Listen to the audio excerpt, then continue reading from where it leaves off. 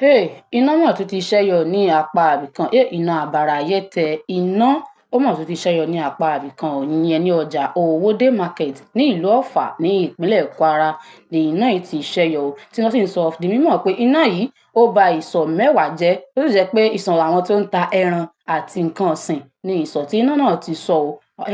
Àwa ń sọ di mímọ̀ pé rọgùrọgù owó ní nǹkan tó sọnù nínú náà yóò torí pé àìlákàsí àti àìlákàkún ló jẹ́ kí iná yìí púpọ̀ tó sì dá dúkìá ọ̀pọ̀lọpọ̀ wọn nù tó jẹ́ pé wọ́n ń sọ di mímọ̀ àgbààgbà àti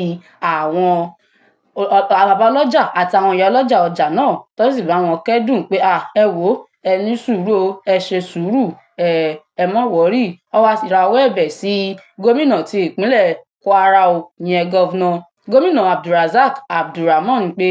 àwọn àtàwọn ọlọ́jà ló ń rawọ́ ẹ̀bẹ̀ sí bàbá náà àti ẹni tó jẹ́ alága ìbílẹ̀ ti ìjọba ìpínlẹ̀ Offa àwọn rawọ́ ẹ̀bẹ̀ sí ìyẹn Sulaiman Ọlátúnjí Làró Omi Tuntun pé kí wọ́n dákun kí wọ́n dábọ̀ kó bá wọn rí sí ọ̀rọ̀ náà torí pé